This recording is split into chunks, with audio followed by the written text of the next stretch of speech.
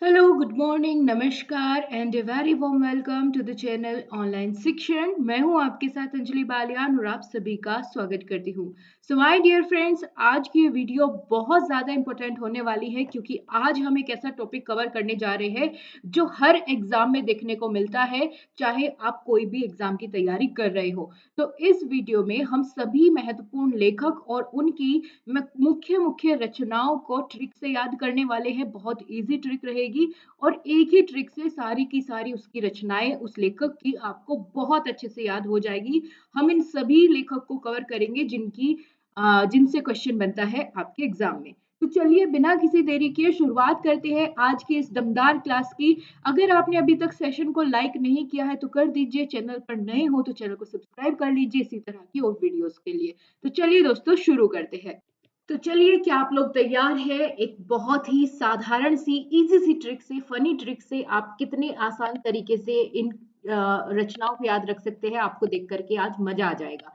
तो सबसे पहले हम सबसे ही यहाँ पर जो सबसे ज्यादा इम्पोर्टेंट कवि है मुंशी प्रेमचंद जी, यहीं से शुरुआत करेंगे और एक एक करके सभी को कवर करेंगे। देखो, आपके सामने जो ट्रिक लिखी हुई है इसको आपको एक कहानी की तरह लेना है कि मैं जैसे कोई स्टोरी बता रही हूँ, आप इस चीज को विजुअलाइज करते रहे, उसको दिमाग में इसकी इमेज बनाते रहे कि कैसे कैसे मैं बता रही हूँ। तो मुंशी प्रेमचंद जी के द्वारा लिखी गई जितनी रचनाएं हैं उनकी ट्रिक है, रंगभूमि में प्रतिज्ञा लेकर निर्मल मन से गोदान कर्म है ना। कि अगर रंगभूमि में आप प्रतिज्ञा लेते हो कि भाई निर्मल मन से मैं गोदान करूंगा यानी गाय का दान करूंगा, तो ये क्या है? एक कर्म है। याद हो गई? ठीक, ये रंगभूमि में प्रतिज्ञा लेकर निर्मल मन से गोदान कर्म है। एक कर्म है। तो देखो, इसमें सबसे पहले क्या है? रंगभूमि। तो रंगभूमि से यहाँ पर जो रंगभूमि नाम की रचना है, ये किसकी है? ये है मुंशी प्रेमचंद जी की। ठीक है, तो पहली क्या हो गई? रंगभूमि। दूसरा शब्द आता है यहाँ पर में। ठीक है, रंगभूमि से तो रंगभूमि बन गया। अब में से क्या बनेगा? में से यहाँ पर दूसरी इनकी रचना है, में से बनेगा मंगलसूत्र। ठीक है, मंगलसूत्र। मंगल सूत्र, ये भी इन्हीं की एक बहुत ही प्रमुख रचना है या उपन्यास है। आगे आ जाता है प्रतिज्ञा। अब क्या प्रतिज्ञा से भी किसी रचना का नाम बनेगा? जी बिल्कुल सही, प्रतिज्ञा से प्रतिज्ञा ही बनेगी, है ना। प्रतिज्ञा भी इनकी एक प्रमुख रचना है। इसके बाद लेकर साइलेंट है, इससे कुछ नहीं बनेगा। नेक्स्ट वर्ड आ जाता है निर्मल, है ना। तो निर्मल से बनेगा निर्मला। क्या बनेगा? निर्मला। तो चौथी इनकी रचना है निर्मला। ठीक है, निर्मला। मंगल, रंगभूमि से रंगभूमि बन गया, मैं से मंगलसूत्र, प्रतिज्ञा से प्रतिज्ञा और निर्मल से क्या बन गया? निर्मला। आगे आता है मन। मन गबन, मन गबन। मन कैसा साउंड कर रहा है? गबन के जैसा। तो गबन इनकी एक प्रमुख रचना है, गबन। ठीक है, आगे क्या आता है? से। तो से भी यहाँ पर क्या रहेगा? से बनेगा सेवादान। तो इनकी एक और मुख्य रचना है, से आपको डिकोड करना है इसको, सेवा दान। ठीक है, सेवा दान। आप जब इसकी एक दो बार प्रैक्टिस कर लोगे तो आपको बड़ी आसानी से ये चीजें याद रहेगी। नेक्स्ट वर्ड आता है गोदान। ठीक है, नेक्स्ट वर्ड क्या आता है? गोदान। तो गोदान भी इनकी एक प्रमुख रचना है। ठीक है, गबन, गोदान। आगे आ जाता है कर्म। तो कर्म से बनेगा यहाँ पर कर्म भूमि। क्या बन जाएगा? कर्म भूमि। तो कर्म भूमि भी इनकी एक प्रमुख रचना है। क्या आपको याद हो गया? ठीक है, ये हमने सारी रचनाएं जितनी भी मुख्य मुख्य थी मुंशी प्रेमचंद जी की वो हमने देख ली है। तो रंगभूमि में, रंगभूमि से रंगभूमि, में से मंगलसूत्र, प्रतिज्ञा लेकर, प्रतिज्ञा से प्रतिज्ञा, निर्मल मन, निर्मल से निर्मला और मन से गबन। ठीक है, से सेवादान, गोदान से गोदान और कर्म से कर्म भूमि। ये सारी की सारी आपको ट्रिक से याद हो जाएगी। एक बार और रिपीट करो, रंग भूमि में प्रतिज्ञा लेकर निर्मल मन से गोदान क्या है? कर्म है ना। तो आपको याद रहेगी ये, एक बार इसको लिख कर देख लो अभी वीडियो को पॉज करके कि आपको कितनी याद हुई, तो आपको पता चल जाएगा। चलिए आगे बढ़ जाते हैं। अब आ जाती है रामधारी सिंह दिनकर जी की जितनी भी इनकी मुख्य मुख्य रचनाएं हैं वो सारी इसी से याद हो जाएगी। ट्रिक है हमारी, देखो, ताकि आपको पता रहे कि ये रामधारी सिंह दिनकर जी की लिखी हुई सारी की सारी रचनाएं हैं, तो मैंने इसमें इनका नाम भी ऐड कर दिया है ताकि आपको परेशानी ना ही हो। तो दिनकर ने परशुराम की प्रतिज्ञा लेकर उर्वशी के रथ में बैठ हुंकार भरी, है ना। इसको एक कहानी की तरह लो कि भाई दिनकर है कोई, उसने क्या किया, परशुराम की प्रतिज्ञा ली और फिर उर्वशी के रथ में बैठ करके हुंकार भरी और कुरुक्षेत्र की हाहाकार देख संस्कृत के 4 अध्याय लिख दिए। फिर उन्होंने क्या देखा, कुरुक्षेत्र में जब लड़ाई हुई थी तो चारों तरफ हाहाकार मची हुई थी, तो उस हाहाकार को देख करके उन्होंने संस्कृत के 4 अध्याय लिख दिए, है ना। ये हो गई हमारी ट्रिक। चलिए अब इसको करते हैं हम डिकोड फटाफट से। सबसे पहले दिनकर से बना रामधारी सिंह दिनकर, जो कि इनका नाम है कि किस लेखक की ये रचनाएं हैं। इसके बाद अगला वर्ड आता है हमारा परशुराम की प्रतिज्ञा। तो ये पूरी की पूरी एक रचना का नाम है, क्या नाम है, परशुराम की प्रतिज्ञा। तो पहली रचना इनकी जो हमने याद करनी है वो क्या है, परशुराम, परशुराम की प्रतिज्ञा। ठीक है, परशुराम की प्रतिज्ञा। तो इसको याद रखिएगा। एक तो ये हो गई रामधारी सिंह दिनकर जी की लिखी हुई रचना। आगे आता है उर्वशी। तो उर्वशी किसने लिखी, तो उर्वशी भी इन्हीं की मुख्य रचना है। ठीक है, याद रखिएगा, उर्वशी भी रामधारी सिंह दिनकर जी की रचना है। आगे कौन सा वर्ड आपको लेना है, रथ। रथ से बनेगा यहाँ पर, रथ से यहाँ पर बनेगा आप रश्मि रथी। ठीक है, क्या बनेगा, रश्मि रथी। यहाँ पर लिख देती हूँ ताकि आप इसको रिलेट कर पाओ आसानी से। तो ये इससे क्या बनेगा, रश्मि रथी। तो रथी से आपको ध्यान आ जाएगा कि रथ आया हुआ है इस वर्ड में, रथ, तो रथ से बनेगा रश्मि रथी। ठीक है, आगे क्या आता है, अगला वर्ड है बैठकर हुंकार भरी। तो हुंकार से बनेगी इनकी मुख्य रचना, जिसका नाम क्या है, हुंकार। ठीक है, क्या हो जाएगा, हुंकार। आगे है और कुरुक्षेत्र की हाहाकार देख संस्कृत के 4 अध्याय लिख दिए। अगली रचना कौन सी है, कुरुक्षेत्र है। एज इट इज आपको याद रहेगा। ठीक है, ट्रिक में पूरा का पूरा गिवन है। तो कुरुक्षेत्र भी किसकी रचना है, रामधारी सिंह दिनकर जी की रचना है। आगे क्या है, हाहाकार। तो ये भी इनकी एक प्रमुख रचना है, हाहाकार। ठीक है, इससे आपको याद रहेगा, हाहाकार। आगे आ जाएगा, मैं उन वर्ड्स को अंडरलाइन करती जा रही हूं जिनसे हम इस ट्रिक से अपनी रचनाओं को देख रहे हैं। आगे आ जाता है संस्कृत के 4 अध्याय। क्या आ जाता है, संस्कृत के 4 अध्याय। तो फटाफट से ये सारी अब इनकी सारी की सारी प्रमुख रचनाएं इसी ट्रिक से आपकी याद हो गई। तो एक बार बोलो मेरे साथ फटाफट से, कौन कौन सी हमने देखी, संस्कृत के 4 अध्याय। देखो, दिनकर ने परशुराम की प्रतिज्ञा लेकर उर्वशी के रथ में बैठ हुंकार भरी और कुरुक्षेत्र की हाहाकार देख करके उन्होंने संस्कृत के 4 अध्याय लिख दिए। तो परशुराम की प्रतिज्ञा, उर्वशी, हुंकार, कुरुक्षेत्र, हाहाकार और संस्कृत के 4 अध्याय और रश्मि रथी, ये सारी की सारी किसकी है, रामधारी सिंह दिनकर की। तो ये सातों की सातों आपको एक ट्रिक से बहुत आसानी से याद हो गई होगी और दिमाग में एक इमेज बन रही होगी कि कैसे कैसे कोई दिनकर नाम का आदमी था, उसने परशुराम की प्रतिज्ञा ली, है ना, और फिर रश्मि के रथ में बैठ गया, है ना, उर्वशी के रथ में बैठ गया और फिर हुंकार भरी और कुरुक्षेत्र की हाहाकार देख करके उसने संस्कृत में 4 अध्याय लिख दिए। तो आई होप आपको समझ में आई होगी, पसंद आई होगी ट्रिक। चलिए आगे बढ़ते हैं। ये बहुत इंपॉर्टेंट, यहाँ पर सारी की सारी जितनी इंपॉर्टेंट है वही मैं आपको बताऊंगी। देखो, नेक्स्ट ट्रिक है महादेवी वर्मा जी की। पहले एक बार ट्रिक को पढ़ लेते हैं कि ये है क्या, है ना, इसको एक बार समझ लेते हैं कहानी की तरह। महादेवी वर्मा अपनी 3 बहनों, यानी कि कौन कौन सी है इनकी बहनें, यामा, रश्मि, नीरजा, ये 3 बहनें हैं किसकी, महादेवी वर्मा की। ठीक है, ये ट्रिक है हमारी, कभी सच में सोच ले तीनों बहनें थी तो ये ट्रिक की तरह लो। ठीक है, महादेवी वर्मा की कितनी बहनें थी, 3। कौन कौन सी, यामा, रश्मि और नीरजा। तो इन तीनों के साथ में महादेवी वर्मा क्या देख रही थी, अतीत के चलचित्र निहार रही थी। निहारना मतलब देखना, है ना। क्या देख रही थी, अतीत के चलचित्र। ये चलचित्र किसको बोलते हैं, वीडियो, कि अपने अतीत में जो भी उन्होंने एंजॉय किया, जो भी उनकी मेमोरीज थी, उनको क्या कर रही थी, अपने अतीत के चलचित्र को निहार रही थी, देख रही थी, खुश हो रही थी। तभी क्या हुआ, तभी दीप शिखा पर गिल्लू आ गई। आप जानते हैं गिल्लू किसे कहते हैं, गिलहरी को, है ना। दीप शिखा आप ये समझ लो कि कोई पेड़ है, उसकी शाखा है ना, उस पर गिल्लू आ गई। तो गिल्लू कौन, गिलहरी।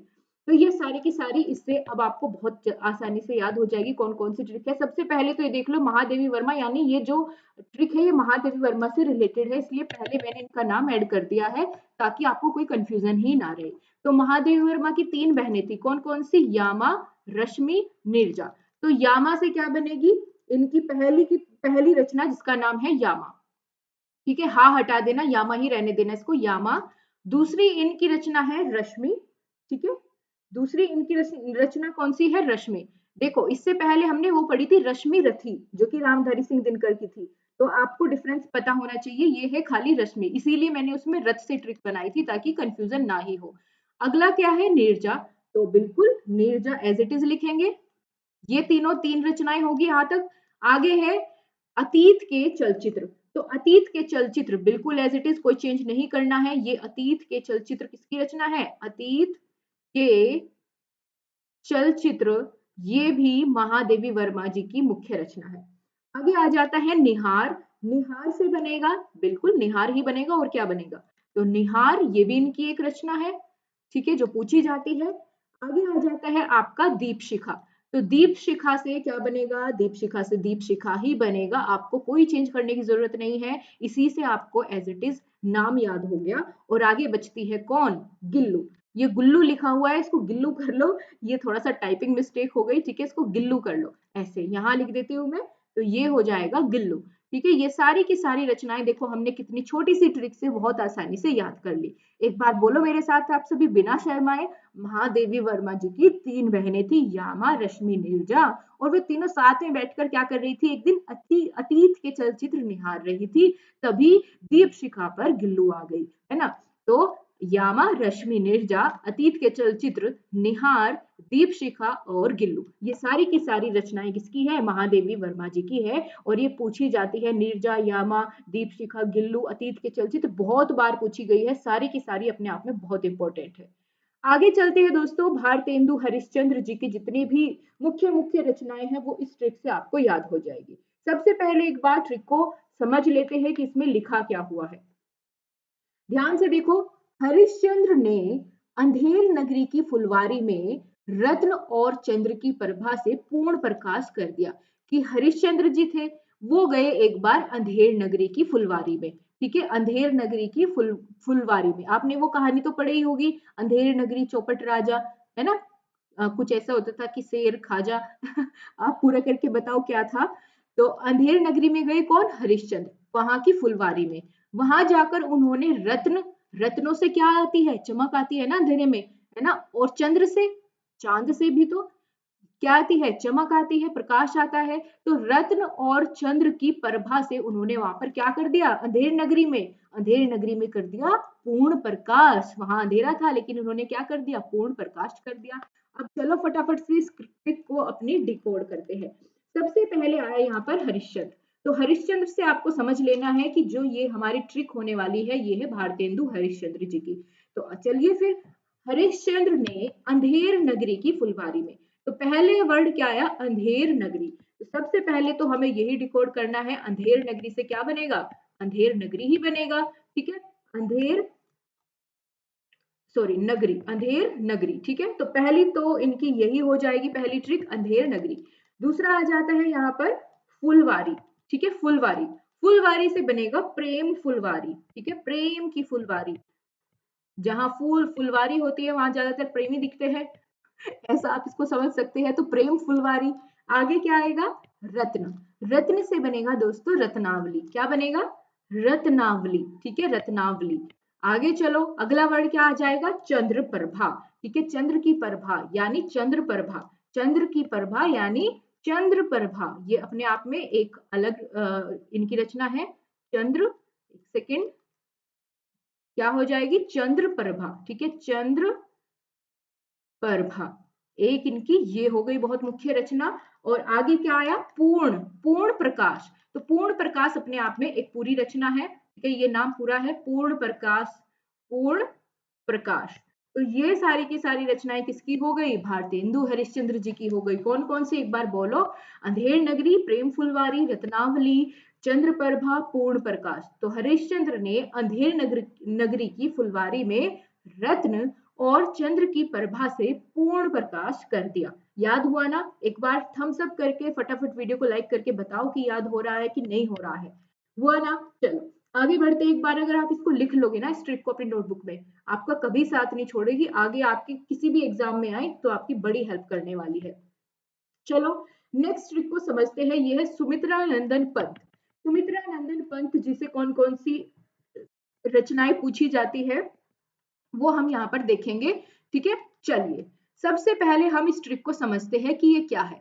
सुमित्रा ने, कोई सुमित्रा नाम की लड़की है, उसने चितंबरा में, ठीक है, यहाँ चितंबरा को अंबर भी बोल सकते हो, सुमित्रा ने अंबर में वीणा बजाते हुए बूढ़ा चांद देखा। आपने कई बार अपनी दादी से, अपनी नानी से ये कहानी सुनी होगी कि चांद के अंदर ना एक बूढ़ी अम्मा रहती है और वो चरखा चलाती है ना। लेकिन इस कहानी को बदल दो, आपकी दादी नानी की कहानी को मैडम की कहानी से बदल दो। क्या कि अब से मैं बता रही हूँ कि उसमें बूढ़ी अम्मा है, लेकिन वो चरखा नहीं चला रही, वो बजा रही है वीणा, ठीक है, वो बजा रही है वीणा। तो अब से जब भी चांद को देखो, आपको देखना है कि उसमें कोई बूढ़ी अम्मा बैठ करके क्या बजा रही है, वीणा बजा रही है। और चांद कहाँ दिखता है, अंबर में, है ना, अंबरा, चितंबरा, चिदंबरा, इस तरीके से आप इसको याद रखोगे। तो कहानी याद हुई, बिल्कुल, सुमित्रा यानी सुमित्रा नंदन पंत। ये किसकी रचनाएं देख रहे हैं हम, सुमित्रा नंदन पंत की। तो पहली रचना क्या हो जाएगी, इनको, इसको चलो फटाफट से मेरी हेल्प करो डिकोड करने में। तो पहली रचना है इनकी, बहुत ही मुख्य है, चिदंबरा, ठीक है, चिदंबरा, पहली रचना क्या हो जाएगी, चिदंबरा। दूसरी है यहाँ पर वीणा, ठीक है, एज इट इज याद रखनी है, कोई चेंज करने की जरूरत नहीं है, पूरा का पूरा नाम होगा आपको याद। आगे है बजाते हुए, वीणा बजाते हुए, वीणा से क्या बनेगा, वीणा लिख लिया हमने, ठीक है, बजाते हुए बूढ़ा चांद, क्या बनेगी, बूढ़ा चांद, बूढ़ा चांद। ये हो गई हमारी मुख्य मुख्य इनकी रचना सुमित्रा नंदन पंत जी की, ठीक है। ये तीन ही इसमें ज्यादा इंपॉर्टेंट है, जिसमें वीणा और वो सॉरी चिदंबरा और बूढ़ा चांद, हालांकि वीणा भी कई बार पूछी जा चुकी है, तो ये तीनों ही इंपॉर्टेंट है, याद रहेगा। एक बार बोलो, सुमित्रा ने अंबर में वीणा बजाते हुए बूढ़े चांद को देखा, है ना। तो बूढ़ा चांद, वीणा, चिदंबरा और सुमित्रा नंदन पंत की रचनाएं हैं, याद हुई। चलो जी आगे बढ़ जाते हैं। अब आ जाता है हमारा बहुत ही मुख्य लेखक मैथिली शरण गुप्त।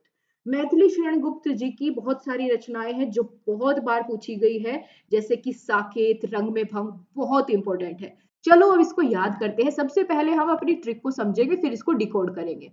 गुप्त शरण लेने पंचवटी आई भारती। भारती से यहाँ आप किसको याद रखोगे, आपने वो फनी क्वीन जानते हो भारती को, जो बहुत मजाक करती है, हंसी मजाक करती है ना, वो वाली भारती याद रखो इससे, तो आपको याद रहेगा, ठीक है। अब अगर भारती पंचवटी, पंचवटी किसे बोलते हैं, वाटिका, पंचवटी वाटिका का नाम है, वाटिका मतलब बाग बगीचा आप कह सकते हो, ठीक है।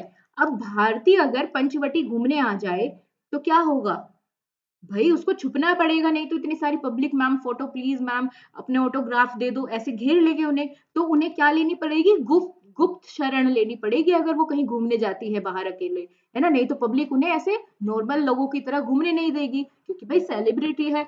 अब ये क्या कह रहे हैं यहाँ पर हमारी ट्रिक, कि गुप्त शरण लेने पंचवटी आई भारती को देख सारे खेत और धरा रंग में भंग हो गए।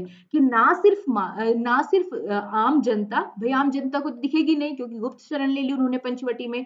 अब वहां क्या होगी, खेत होगे, हमारी धरा होगी, धरा मतलब जमीन, भूमि, है ना।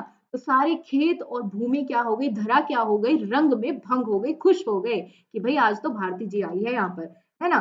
तो इस तरीके से ये हमारी ट्रिक रहेगी, आपको याद रहेगी। चलो तो अब फटाफट से हम इसको डिकोड करते हैं।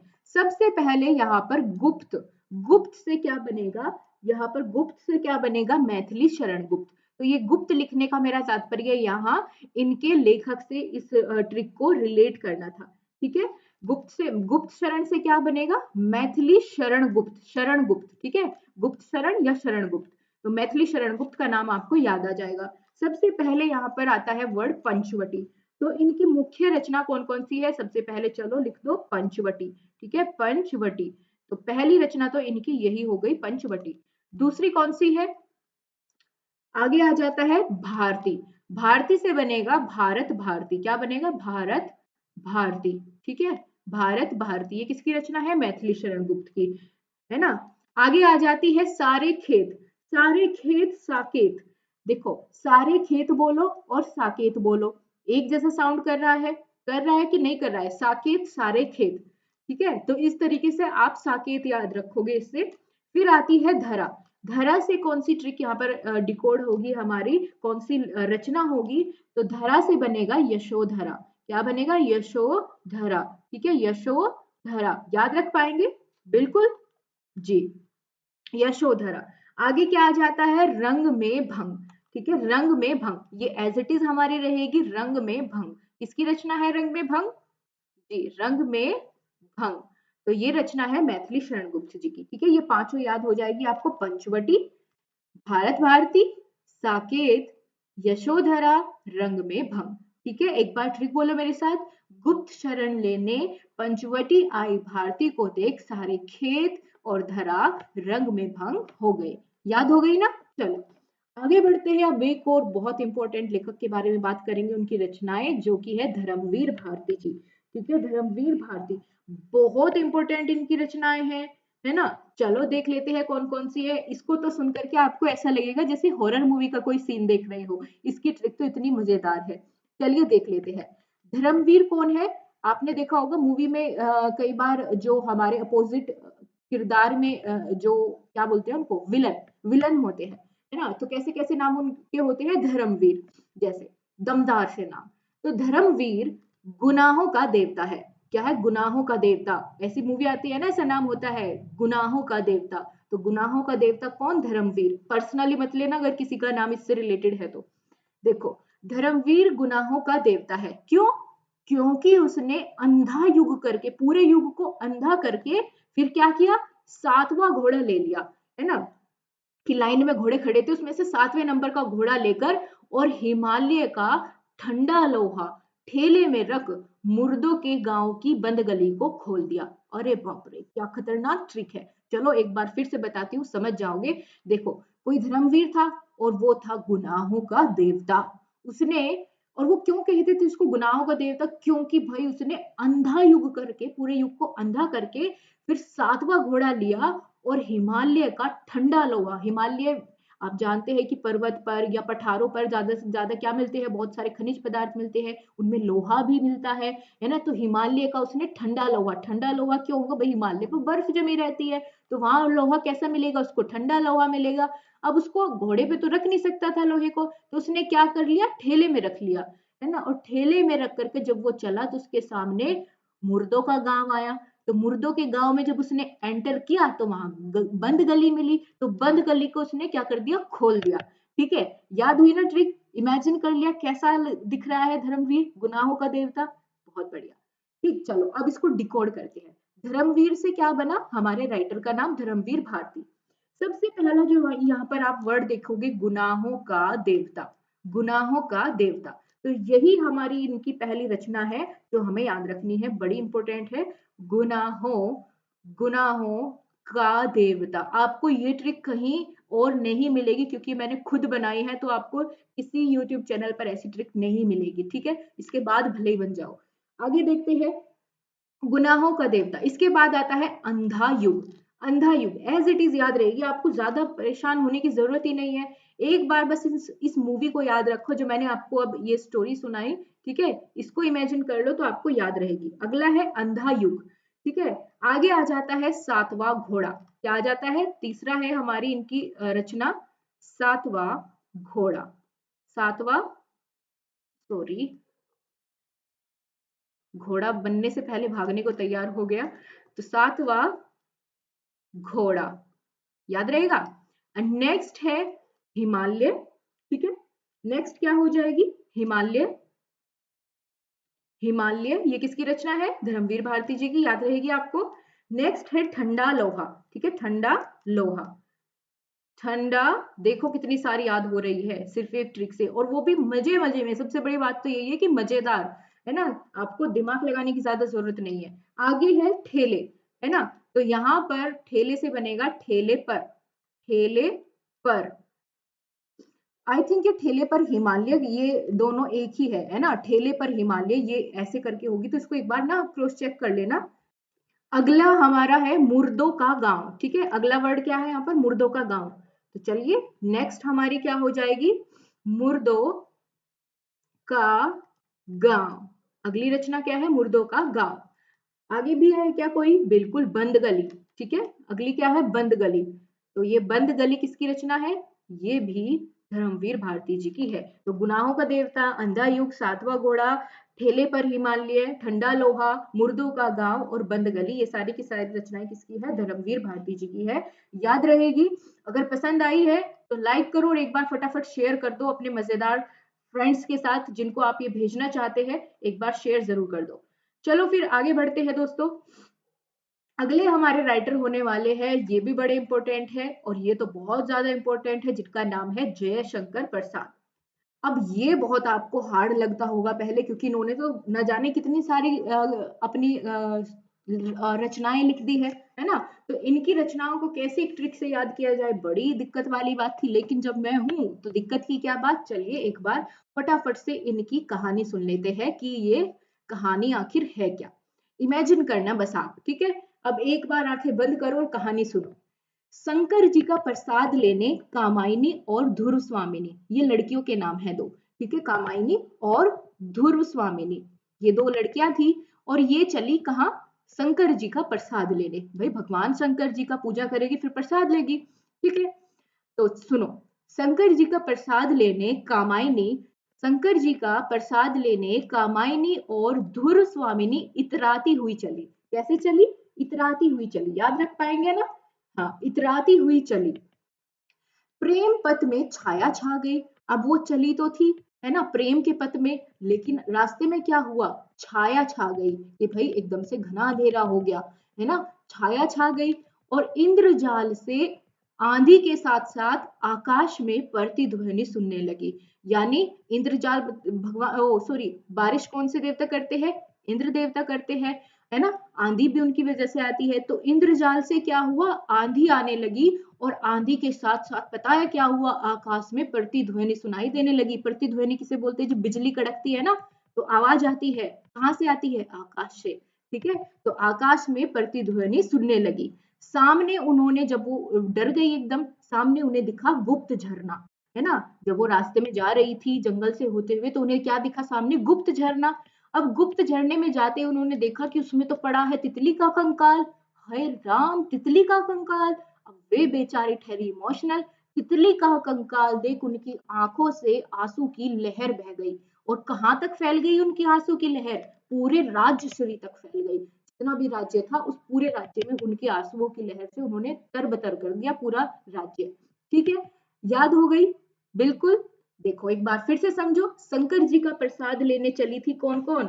शंकर जी का प्रसाद लेने चली थी कामायनी और ध्रुव स्वामिनी। कैसे चली थी? बहुत इतराती हुई चल रही थी, ठीक है। फिर प्रेम पथ में चलकर उनके सामने क्या हुआ? फिर प्रेम पथ में छाया छा गई, क्योंकि इतना आसान नहीं होता है ना अपना प्रेम मिलना। तो रास्ते में छाया छा गई।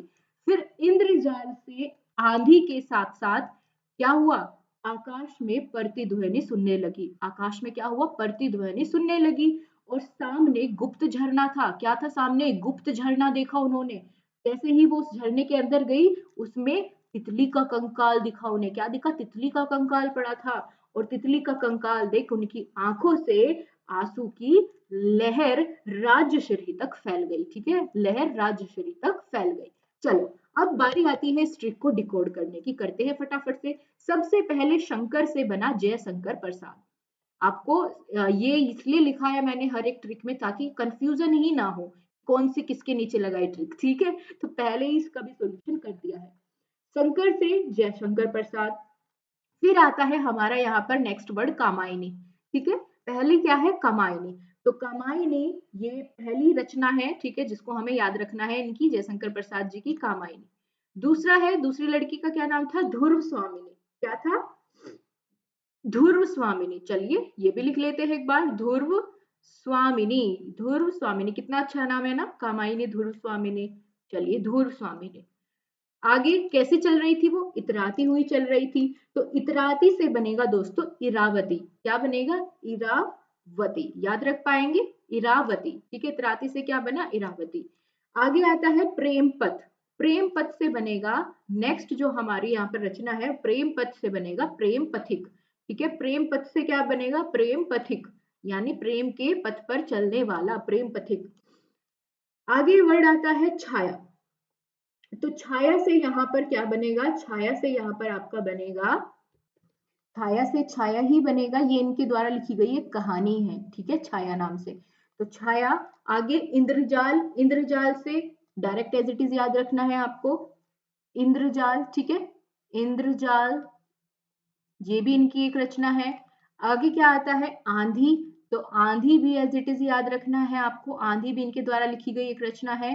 आगे आ जाता है आपका आंधी के साथ साथ आकाश में, आकाश से क्या बनेगा यहाँ पर, क्या इनसे भी कोई रचना का नाम बनता है, बिल्कुल बनेगा, वो क्या बनेगा, आकाश द्वीप, ठीक है, आकाश द्वीप। चलिए एक बार लिख लेते हैं, इसको भी डिकोड करते हैं, क्या बन जाएगा, आकाश द्वीप, ठीक है, आकाश द्वीप। आगे आ जाता है हमारा, इतना हो गया हमने, प्रेम पथ में छाया छा गई और इंद्रजाल से, ठीक है, आंधी के साथ साथ आकाश में प्रतिध्वनि, ठीक है, प्रतिध्वनि एज इट इज लिख लो, प्रतिध्वनि, ये भी इनके द्वारा लिखी गई एक मुख्य रचना है, प्रतिध्वनि, ठीक है। आगे आ जाती है, सुनने लगी, सामने फिर क्या दिखा, गुप्त झरना दिखा। तो गुप्त, गुप्त से दोस्तों बहुत इंपॉर्टेंट दो रचनाएं इनकी बनती है, जिसमें पहली तो है स्कंदगुप्त, स्कंदगुप्त, और दूसरी गुप्त से कौन सी बनेगी, चंद्रगुप्त, ठीक है, चंद्रगुप्त। तो गुप्त से दो रचनाएं हैं, स्कंदगुप्त और चंद्रगुप्त। आगे आ जाती है झरना, क्या झरना से भी कोई रचना है इनकी, बिल्कुल हाँ, झरना ही है, झरना से झरना ही है।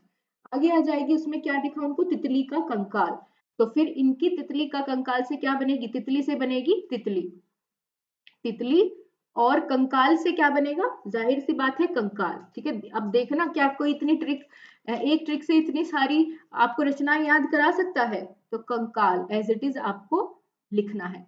आगे क्या आता है, आंसू, ठीक है, आंसू, तो 14th इनकी कौन सी है, आंसू, ठीक है। फिर आता है की लहर, आंसू की लहर, तो लहर से बनेगी लहर, ठीक है, लहर किसकी रचना है, ये भी हमारी जयशंकर प्रसाद जी की है। और लास्ट बचती है राजश्री, मुझे लगता है इसके अलावा इनसे और कुछ नहीं पूछा जाएगा, अगर आएगी तो इसी से आ जाएगी, राजश्री। इस वाली वीडियो को सेव कर लो, आगे जब भी जरूरत पड़े एक बार देख लेना बस, ठीक है।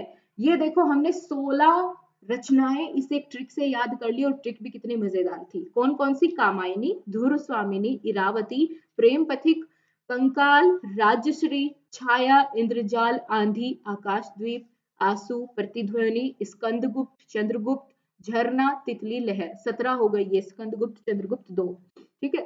एक बार फिर से सुनो क्या थी हमारी ट्रिक, शंकर जी का प्रसाद लेने कामायनी और धुर स्वामिनी इतराती हुई चली, प्रेम पथ में छाया छा गई, इंद्रजाल से आंधी के साथ साथ आकाश में प्रतिध्वनि सुनने लगी, सामने गुप्त झरना था, उसमें उन्होंने देखा तितली का कंकाल, और तितली का कंकाल देख आंखों से आंसू की लहर राजश्री तक फैल गई, ठीक है, याद रहेगा, बहुत बढ़िया।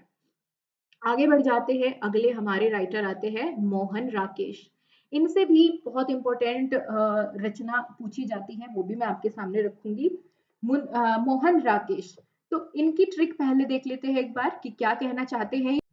देखिए, कोई मोहन नाम का लड़का था, ठीक है, और मोहन ने आषाढ़ के दिन, ठीक है, आषाढ़ एक हिंदी में हम आषाढ़ ज्येष्ठ मास ऐसे करके महीनों के नाम बोलते हैं ना हिंदी में, तो आषाढ़ का दिन था, ठीक है। मोहन ने आषाढ़ के दिन अंधेरे कमरे में, किसी एक अंधेरे कमरे में एक अकेले को, किसी एक व्यक्ति को पकड़ लिया, अकेला था बेचारा, तो उस एक अकेले को न आने वाले कल के लिए, यानी पता नहीं कब तक के लिए, न आने वाले कल जो कभी आए ही ना, तो न आने वाले कल के लिए कांपता हुआ छोड़ दिया। देखो कितना गंदा था, है ना।